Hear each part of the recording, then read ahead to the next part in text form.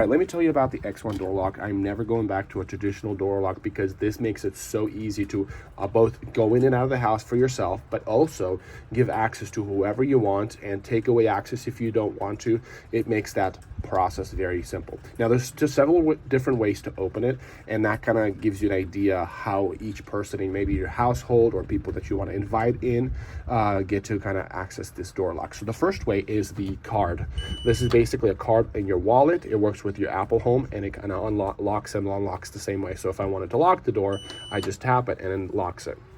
Now, the other way to do it is obviously through a watch. Now, I haven't set up the watch yet, but it does work with your Apple Watch. Now, this is not an Apple Watch, but if you do have an Apple Watch, if you do have the My Home app, then you should be able to do that with the Apple Watch. Now, the other way to do it is through the Fingerprint. I haven't set that up, but it interacts pretty quick, so it's a very quick and simple or seamless interaction. There's no delay, which I like. Usually, a lot of times when you do fingerprints, there's a delay, which this doesn't have here.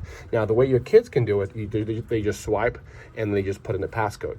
Now, you can give the card that I just did to whoever you want. It comes with the app. You kind of have to download to set it up, but it comes with the app where you can actually invite people. And the other way, now, if the batteries run out, because this does run on batteries, you can hide your keys somewhere outside under a rock or whichever, just in case the battery dies out. But it does notify you when the batteries are low. So, but just in case you need something a bit more analog, there is that option. So now let me show you the back side, because that's a very important part of installation.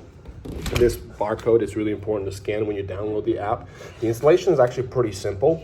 But you have to make sure you follow instruction on the hardware, because if you're gonna put something that is not within the proper timing, then it's not gonna work on the digital side. So make sure that you set that up. But it's a very simple process. You don't have to be all up, big into construction to be able to put this thing in. It's literally just 2 bolts here and then 2 bolts on the inside, and that's pretty much it.